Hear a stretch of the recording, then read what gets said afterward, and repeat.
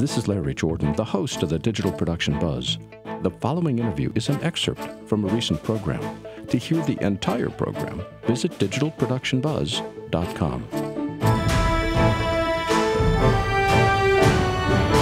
Bob Caniglia began working in the film and television industry in 1985 as a part-time cameraman and editor of industrial videos. Then, he was an editor for the Disney Channel in 525 post-production, working on music videos for Prince, Madonna, and Michael Jackson.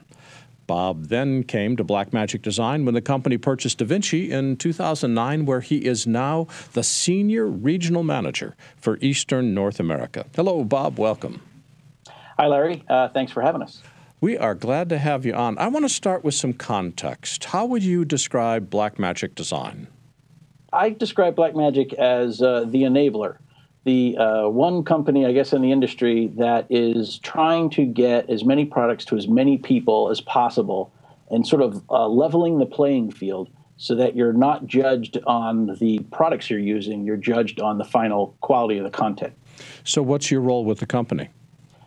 So one of the things I do is I work with the reseller channel. We have a large reseller channel that sells all our products. We don't sell any direct, so I work with them. I do a lot of one-on-one demonstrations at trade shows. We do a lot of trade shows. I do a lot of the press, like this, and anything in between. Fortunately, I have a pretty strong background in a lot of the equipment that we make. So when they were making cameras and switchers and they started adding on other things, I actually knew much more about that in terms of using it than I even did about color correction. Let's start first with the intensity card. Describe first what the card is, and then we'll talk about the upgrade second. Sure. So the new Intensity Pro 4K, which we announced this week, is a digital capture card that will take in analog audio video as well as HDMI. And the new 4K will even capture up to 4K resolution as well as display 4K output. So this way it goes into a computer, Mac, Windows, Linux, whatever operating system that you're working on. And this way you can either bring in legacy old videotapes or maybe something, a straight input from a live digital camera. Is support for 4K video the only new feature in the card?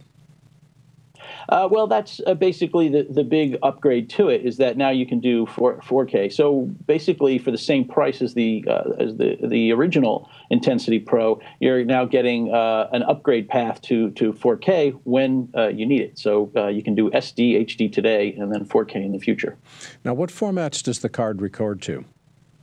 So you can record to the variety of ProRes formats. And it works with a host of software, whether it's either any of the Blackmagic software, Media Express, you can use that. You can use Resolve. You can use Sony Vegas, Avid Media Composer, Final Cut 10, Adobe Premiere Pro, After Effects. So a host of software solutions, actually.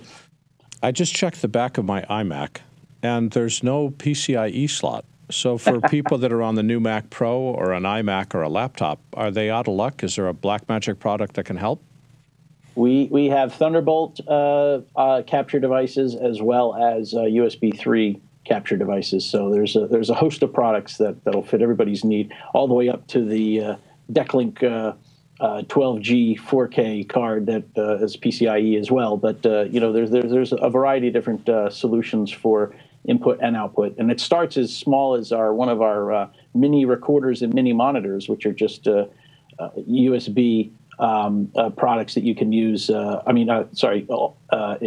Thunderbolt products that you can use for $145 to either capture or output SDI or HDMI.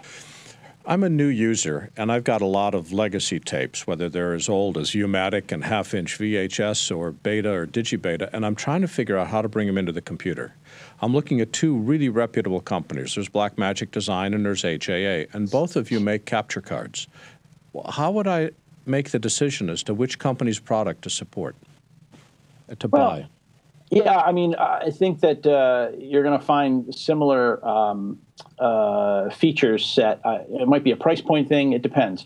One of the things about legacy tapes, whether you're using our card or anybody else's card, is that oftentimes you're going to need a time-based corrector, which isn't going to be built into the card. That's going to be something you're going to need inline through the old videotape. So that's actually one of the more important things, is to make sure that you have a time-based corrector, or you're going to be all over the place in terms of being able to get audio and video in sync, and the picture not rolling and things like that. But that's not a feature of the card itself. That's something that has to be done prior to the signal getting to the card. Yep, I transferred a lot of legacy half-inch tapes, and the difference that TBC, with time-based corrector, makes is amazing. That stabilizes the picture, took out a lot of chroma fringing, so I think that's really good advice.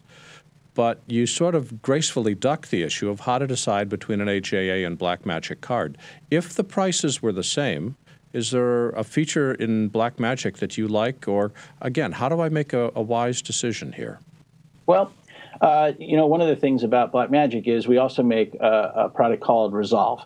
And the Resolve software could be used to do a variety of things once you ingest it. And it's free. Resolve Lite is a free software that works beautifully with the Blackmagic hardware, and only with the Blackmagic hardware currently. So it would be a great combination to use that as your capture software. Then you could use it to edit, and if you had the full version, you could do some noise reduction as well. When you're capturing, when would you capture RAW versus capturing to ProRes or DNx HD?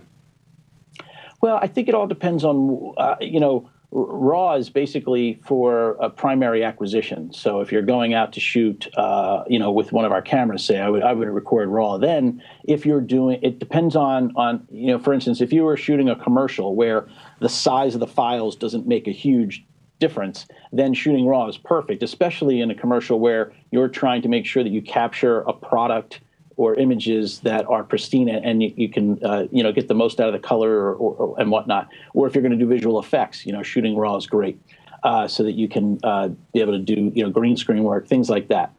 When you're going to capture for archive, when it's an older videotape or something like that, then you're probably going to try and do some.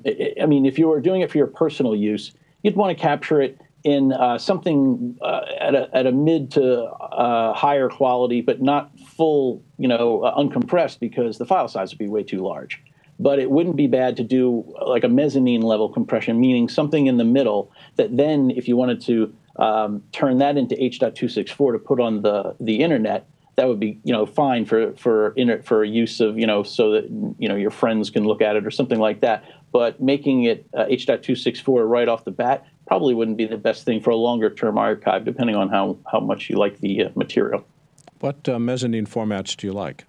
Well, I mean, any of the ProRes or DNx HD, but just in the smaller sort of the LT range or whatever. It all depends on how much you want to store, in a way.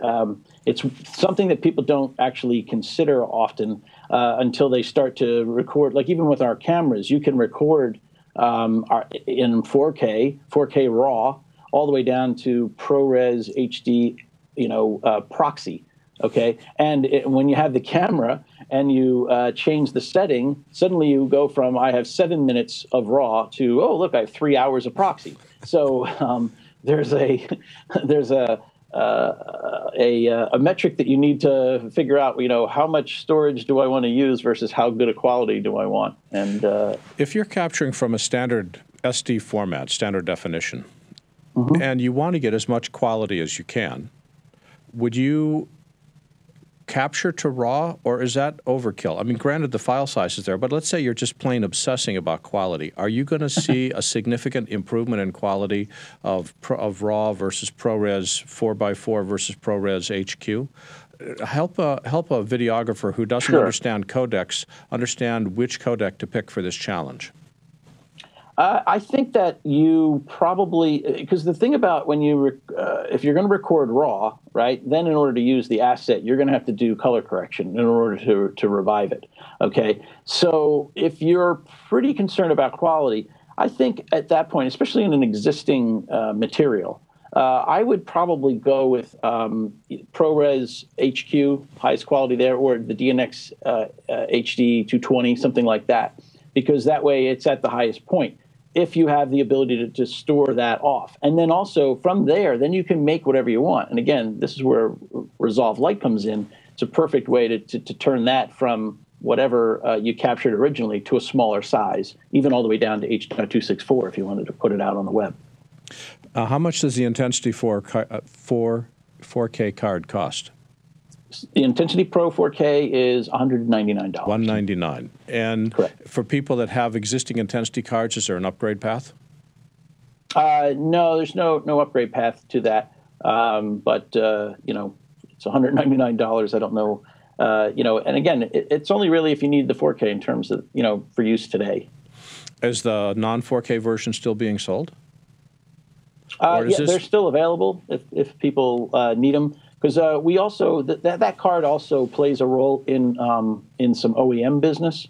So there are customers that other manufacturers that build solutions around cards, and some of them require those cards too. So the original card works fine in those solutions. So they'll still be around for a little while, assuming that we can still get parts, which is basically the case with almost any product.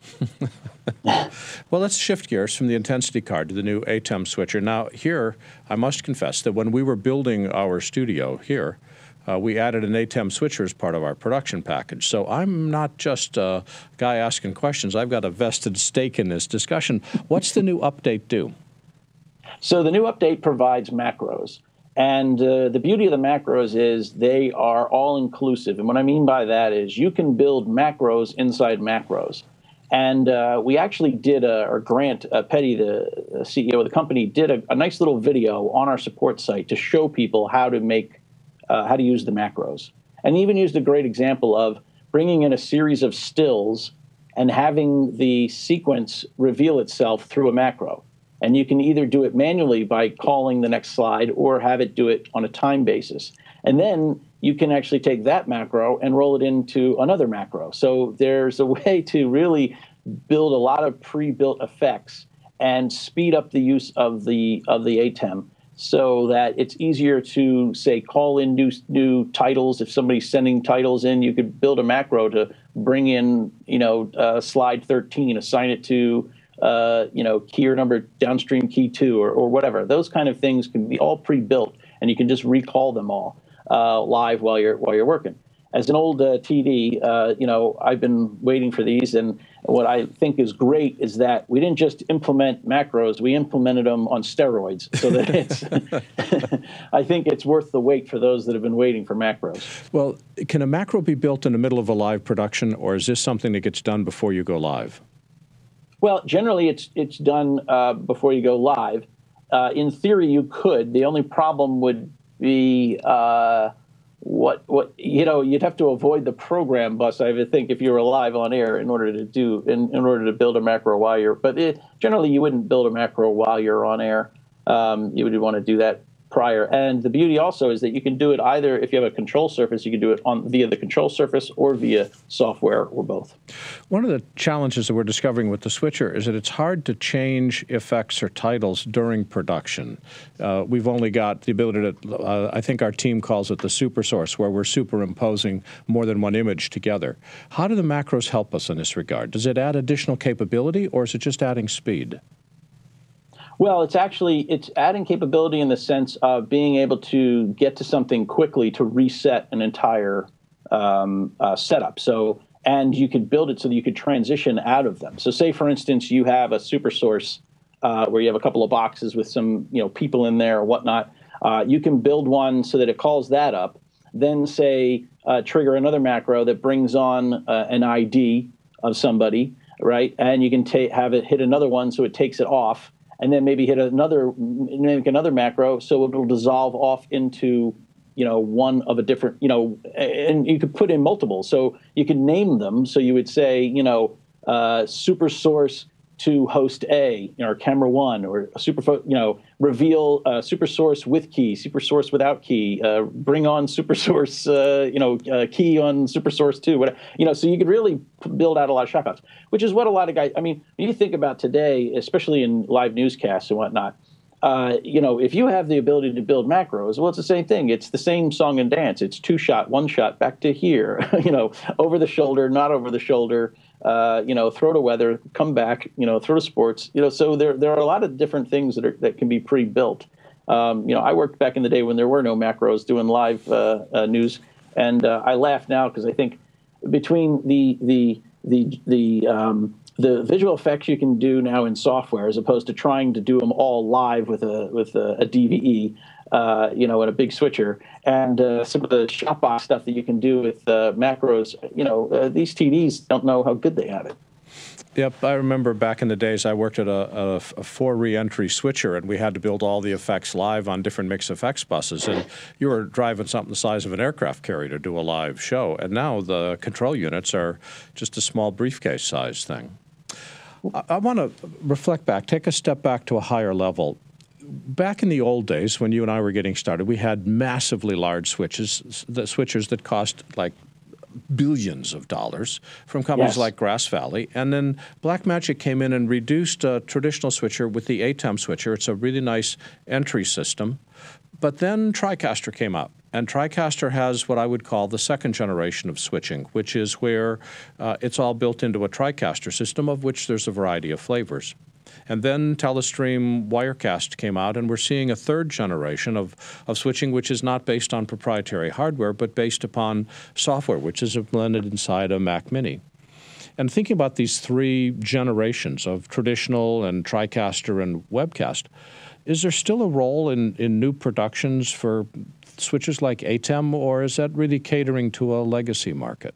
And where do you see switching going in the future? Well, I think that, one of the things that we've built is we've built pieces for the puzzle. So some of the other systems have all kinds of features that not everybody needs. A friend of mine tours with a band. I guess I don't know that I should give it out. But anyway, he tours with a band, and he told me, sent me a note the other day saying, hey, we're going out with all Blackmagic this year. And I said, well, that's interesting. And I said, and he said, cost isn't the thing, it's the space. It's, you guys say it's a lot less space. The stuff works. We've been using pieces of it for the last couple of years and decided, I don't know why we're not using this all the time, because it's the size of what they need to do. They need a certain number of inputs.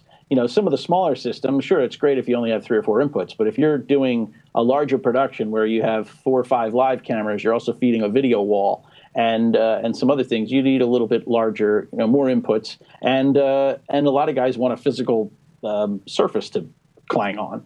And so that, those situations are still out there. A lot of churches, we get a lot of churches and schools and things where they want to have hands-on and they want to still touch things. I even have one guy, he works for one of the morning, national morning shows on Sundays. He's the director. He called me, asked me about the original ATEM TV studio. And he said, am I getting this right? Can I just plug the 2 cameras of a 2-camera shoot we do during the week, and I could record that on my laptop, and then I'll be good to go? And I said, yes. And he said, this is great, because what he does is he sits in the back of the room, the thing doesn't make any noise, and he hits the space bar and cuts between the 2 cameras and does a line cut on his own. He said he rarely has to do a pickup. It saves him a ton of time.